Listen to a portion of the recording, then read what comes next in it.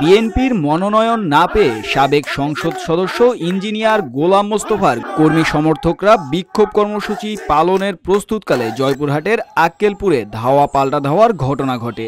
৬ November বেলা ১১টায় এই বিক্ষোভকে কেন্দ্র করে তুলসীডাঙ্গা সেতুর ওপারে ধাওয়া পাল্টা ধাওয়ার ঘটনা ঘটে। এতে মোস্তফা গ্রুপের ২ জন আহত হয়েছেন বলে জানা যায়। বিশৃঙ্খলা করে ধানের শীষের এই প্রার্থীকে বদলাবে এরকম আশা যারা করছে তারা আসলে বোকার স্বর্গে বসবাস করছে। আমি অনুরোধ করব, আসুন এই ধরনের বিশৃঙ্খলা না করে আসুন আমরা সকলে মিলে ধানের শীষের পক্ষে কাজ করি। এইরকম কর্মকাণ্ডে যারা করবে ইনশাল্লাহ তাদেরকে আগামী দিনে বিএনপিতে জায়গা হবে না, কখনো আমরা জায়গা দিব না। জয়পুরহাট ২ আসনে যে এমপি প্রার্থী বারিক সাহেবকে সিদ্ধান্ত দিয়েছে কেন্দ্রীয় বিএনপি বা তারেক জিয়া, আমরা শুভেচ্ছা জানাই আক্কেলপুর থানা এবং পৌর বিএনপির পক্ষ থেকে।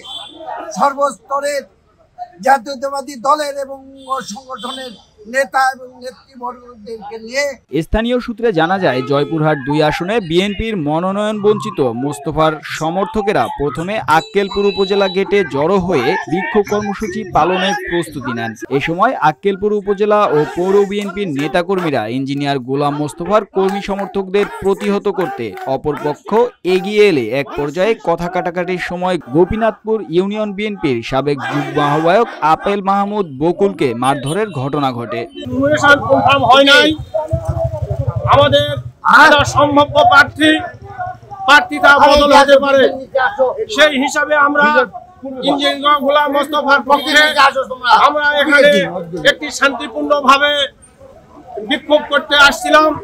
এই বারিকের সন্ত্রাসীরা আমার অতর্কিতভাবে রাস্তা ফেলে আমাকে মারধর করা হয়েছে। এই বারিক কোনোদিন রাজনীতিতে আমি দেখি নাই। সারা জীবন মাঠে পড়ে থাকলো, 16 বছর ধরে মোস্তফা মাঠ ধরে নিয়ে আসে। জিয়া রহমানের ছেলে তার এই জিয়া এখন ওই বাড়ি সাহেবকে দিছে, মাত্র 6 মাস হলে আসছে, ঘটনার এক পর্যায়ে বিক্ষোভকারীরা তুলসীডাঙ্গা সেতুর ওপারে অবস্থান নেন। সেখানে তারা বিভিন্ন স্লোগান দিতে থাকেন। পরিস্থিতি নিয়ন্ত্রণে আনতে বিএনপি, যুবদল, ছাত্রদল ও স্বেচ্ছাসেবক দলের নেতাকর্মীরা মীমাংসার চেষ্টা চালাতে গেলে উত্তেজনা আরও বেড়ে যায় এবং ধাওয়া পাল্টা ধাওয়ার ঘটনা ঘটে।